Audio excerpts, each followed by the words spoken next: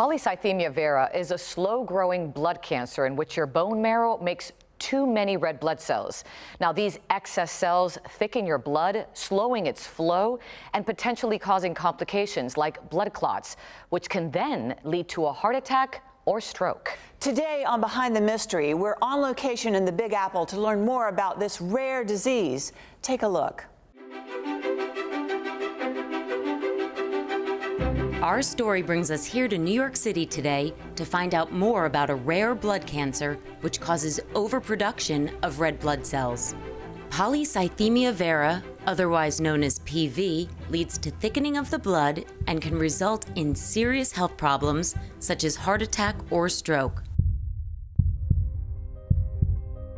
I was diagnosed with PV in 2006 as part of a routine physical that my firm required that I get annually. And I came up with a high red cell count. Norm for a male is 45%, and I was probably 60+%. PV is a very rare condition. There are only about 6,000 to 7,000 new cases of PV diagnosed every year in the United States. This is within the 350 million people. Polycythemia vera is incurable cancer, where there are abnormalities leading to overproduction of the blood cells, particularly red blood cells. These cells stick together. They are not normal, they are malignant. So the main problem with polycythemia vera is increased risk of thrombosis or blood clotting, which can lead to untimely death of these patients.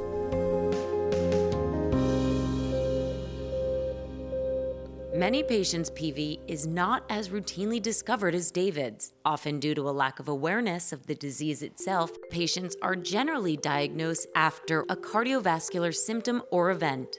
I was actually asymptomatic with the PV, so it was strictly the blood test that showed it, and it was advancing pretty rapidly. It was pretty aggressive disease.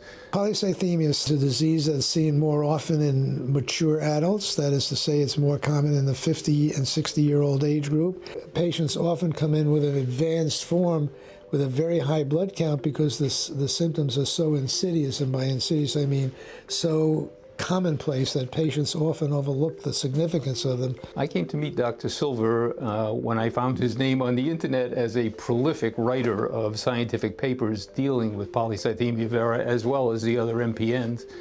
And I decided that since he was in New York and I was working in New York, I wanted to start seeing him. A vital part of David's PV management plan is his bi-monthly visit to see Dr. Silver at the Myeloproliferative Neoplasm Center located at Weill Cornell Medical Center. Regular monitoring is critically important. It's done at the doctor's office because you have to have the blood drawn and then analyzed to see what the counts are. We treat two things. One, we treat the disease itself to turn off the red blood cell production, and two, we treat to avoid the consequences of the disease, that is to say, try to halt the progression of it. And third, we want to treat the complications to avoid thromboses or the clotting. My advice to someone who's just found out they have polycythemia vera is go see a hematologist that sees lots and lots of MPN patients. If you can, get to an academic center. They're deeply involved with the clinical research that's ongoing, and the research is exploding in the MPN world. Patients often ask us when they are first diagnosed with polycythemia vera, what is their long-term outlook, what we call in medicine the prognosis. And I want to reassure anybody who has polycythemia who is watching this show that it has an excellent prognosis when properly treated. Due to innovative research into further understanding the disease, advances have been made in the diagnosis of PV, disease management, as well as an evolution in treatment approaches.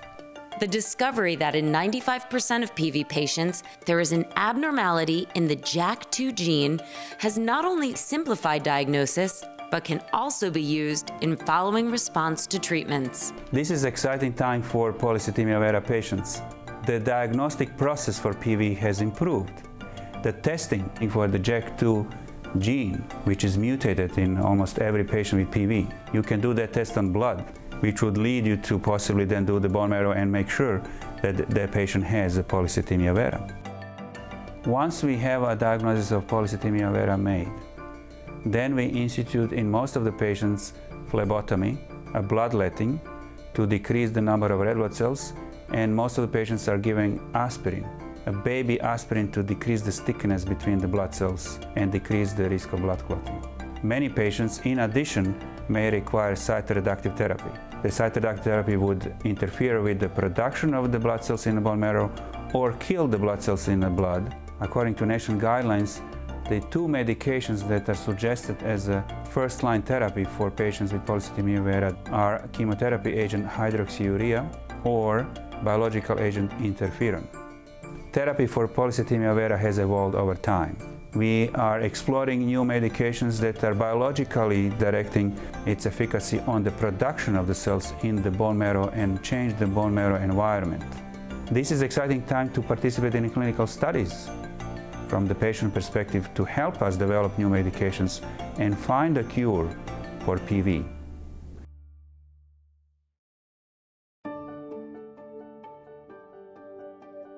You can live a long time with PV.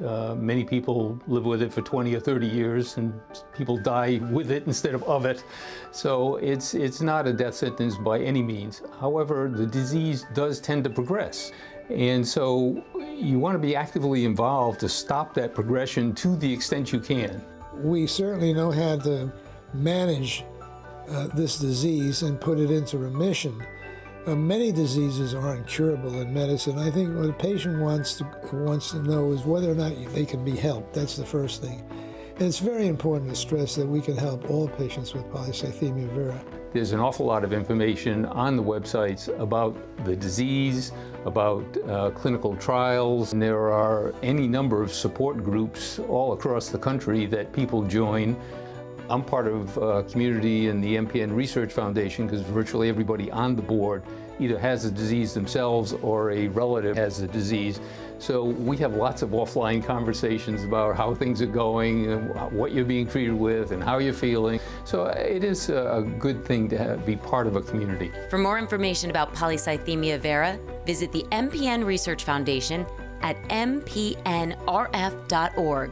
And you can always visit our website, thebalancingAct.com.